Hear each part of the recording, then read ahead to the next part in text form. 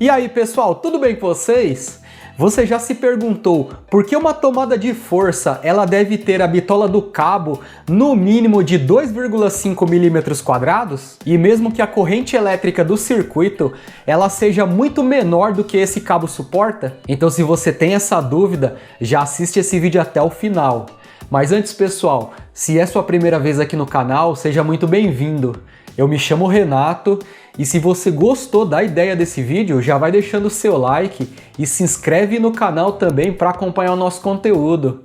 Não esquece de ativar o sininho das notificações para vocês serem notificados quando a gente postar vídeos novos. Pessoal, o dimensionamento de um condutor para um circuito elétrico, ele basicamente deve obedecer a dois critérios: o da capacidade de condução de corrente elétrica do cabo e da queda de tensão, e deve prevalecer a situação mais crítica entre essas duas. Mas a NBR 5410 ela estabelece seções mínimas para a iluminação, que deve ser de 1,5 milímetros quadrados, e para as tomadas de força, que deve ser de 2,5 milímetros quadrados. Por isso é comum ter situações onde o dimensionamento pela capacidade de condução e pela queda de tensão fica com a bitola abaixo desses valores. E para seguir o que estabelece a norma, devemos utilizar o cabo com essas seções mínimas. Como por exemplo, se tivermos um circuito de uma tomada, onde a corrente elétrica máxima que circulará nesse circuito seja de 5 amperes,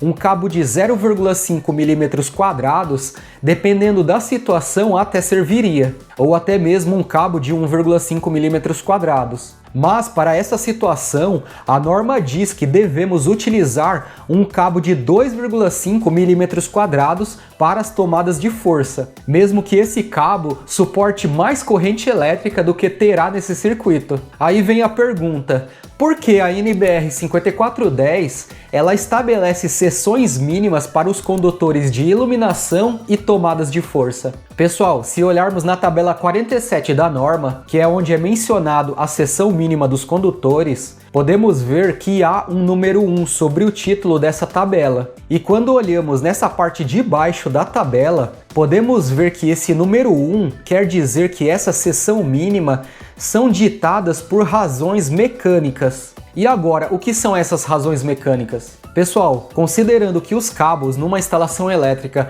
eles são puxados dentro do eletroduto, o esforço mecânico de tração desse cabo também deve ser considerado. Isso porque, se essa seção transversal do cabo ela for muito pequena e o esforço de puxar esse cabo dentro do eletroduto for muito grande, o conjunto de isolação mais condutor poderá não suportar essa tensão mecânica nele. E isso pode causar um alongamento exagerado do condutor, e com isso uma diminuição da seção transversal dele, e também uma eventual ruptura. E quando temos um condutor que porventura, quando estava sendo puxado dentro do eletroduto, houve um alongamento devido a esses esforços mecânicos, a seção transversal daquele ponto onde houve o alongamento será menor e, consequentemente, a resistência elétrica será maior. E isso poderá gerar um aquecimento nesse ponto do cabo. E dependendo da corrente elétrica que circule por ele, poderá até aquecer esse ponto e perder a isolação.